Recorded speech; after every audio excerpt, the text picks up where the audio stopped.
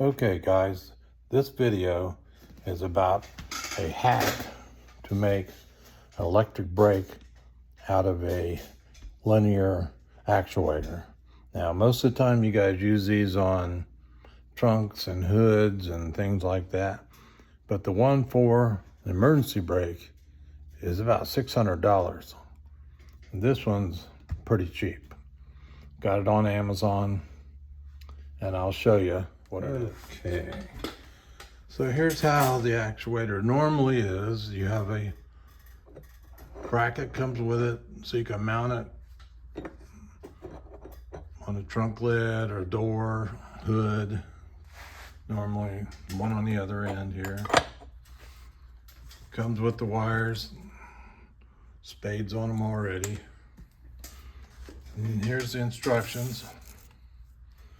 As you can see, positive, negative goes to the center of the switch, and all it does is reverse it when you flip it. So it's a double pole, center off, momentary. So you have to hold the switch until it runs out. Now my biggest question was, is there a limit switch in this that stops it? So I want to put on the emergency brakes till it stops, or will I have to hold the switch? So I put it on power to it and checked it out, and it has its own stop in here. So when it goes out about the length of this tube, from about 12 inches or something. I think it calls it 250 millimeters and 1,500 newtons. So whoever knows what that is. And then here's the diagram. And here's what comes with it. You come terminals, some pins to go through the end of the shaft. Some terminals. This is to make the switch supposedly maybe splash proof or something if you're using it outside. Comes with a nice little plaque here if you're using it for something else. A couple of bolts to bolt it down. And here's a switch. And see, it doesn't stay either way. You turn it on, it'll go. When you let go, it goes off. You turn it the other way. So I tested it, put power on it, and what it does is you just put the power on it. You could either hold this until it stops and let go, or hold it until you think the brakes are tight enough, which I'm going to try to mount it under the car on a subframe connector, and then adjust it so that when it's all the way out, then the brakes are as tight as I want them. So it'll just be a matter of turning it on till it stops, let it go. And then when you want to take the brakes off, hit it the other way and let it till it stops. So that's how that works. I see the part numbers are, I got it on Amazon. It's called RV Mart Pat. And everything there, you can read those numbers right there. So there's all the stuff that comes with it. As I start putting this on, I'll make a video and see how it works. If it works, I'll make a whole video. If you don't see this, then that means it didn't work. I'll catch you later in the video.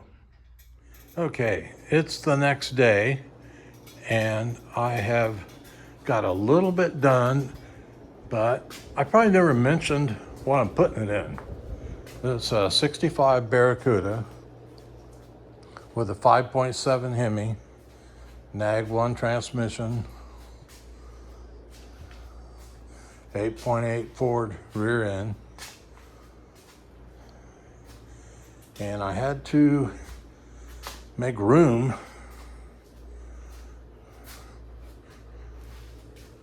I'll show you here.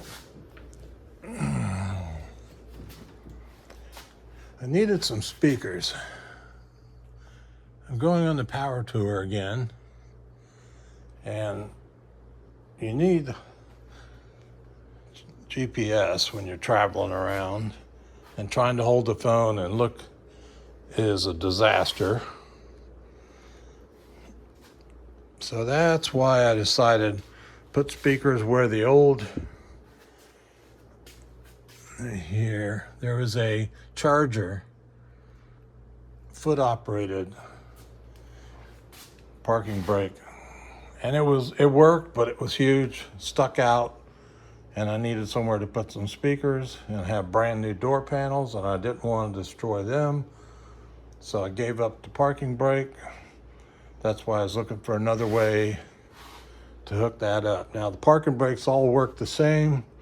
You pull a cable either with the old style T-handle or the foot operated, or in the console where you have a lever, but I'm running a 13 Challenger console, so I don't have a place there to put it. So that's why I ended up with this actuator underneath. So I will take you underneath and show you what I got done so far. Okay, so I mounted it to the subframe connectors that I made, and it's extended so that when I turn the switch, it will pull on the cable. And then I have the cables hooked here temporarily because I have to adjust them.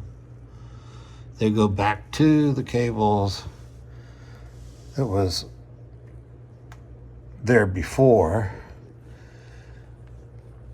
So if you're looking at the suspension, it's an RMS coilover suspension that you could put any kind of rear end you want. You could use 8 3/4 or a Dana. 8.8 Fords are relatively cheap and plentiful in the junkyards and plenty strong. And there's lots of articles about how to do those. And then up there you can see I have a RMS front suspension with coilovers. There's the bottom of my Nag 1 pan. So when I get this operating a little more, I'll bring you in and let you see it work. Well, this is a wrap. I have it bolted on and mounted, and it didn't have to pull as near as much as I thought. I measured it. It was an 11-inch stroke. It probably only had to pull in 3 or 4 inches, and the brakes are super tight and I can't move the wheel. I would show you it working, but I can't be up in the car and down here underneath at the same time. So I just have to tell you that it worked. I just have to test it with